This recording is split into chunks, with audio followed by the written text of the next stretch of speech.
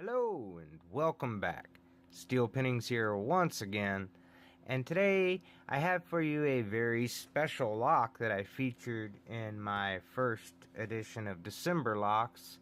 It is the Australian Lockwood V7 with the Master Locksmith's keyway.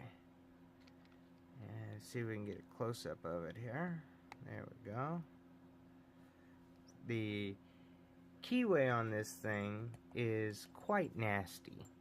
It is one of the nastier of keyways, but as you can tell, when you look at it right here, you can pretty much fight or battle it off of either of these ledges. You can't get up in between them, that's for sure.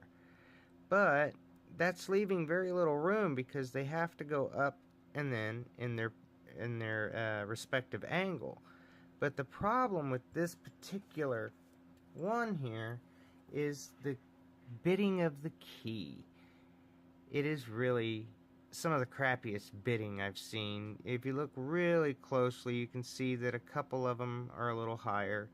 Number 4 and 7 are a touch higher, I believe. No, wait, one.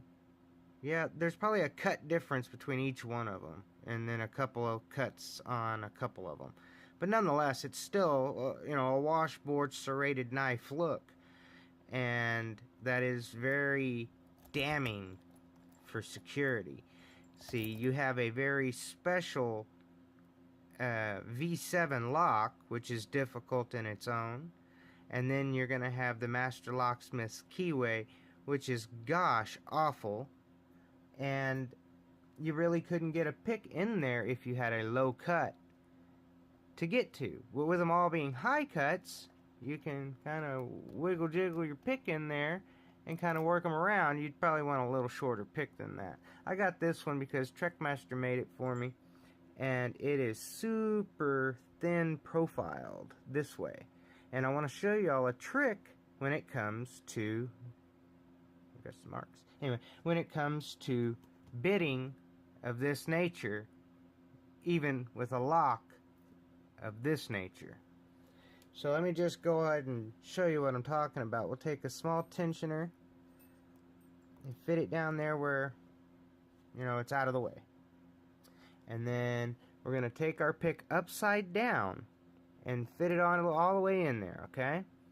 And just make sure it's still a little loose. It's kind of tight. That's alright.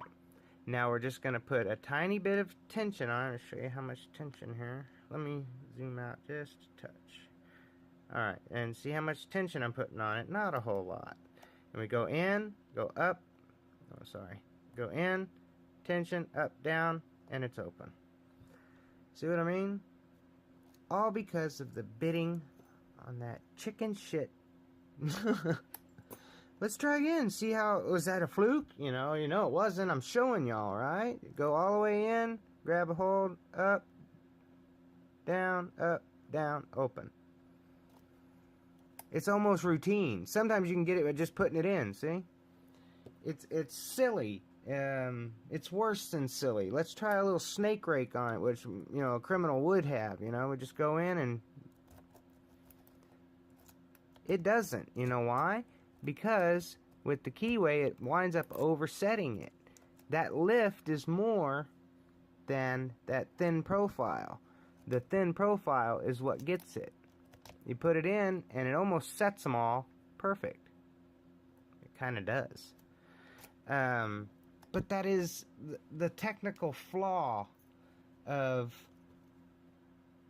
pinning up a badass lock with some shitty bitting. It really ruins all of the security that goes along with it. I am going to look into changing out 2 pins here and making them deep cuts so that we can end that silly opening trick.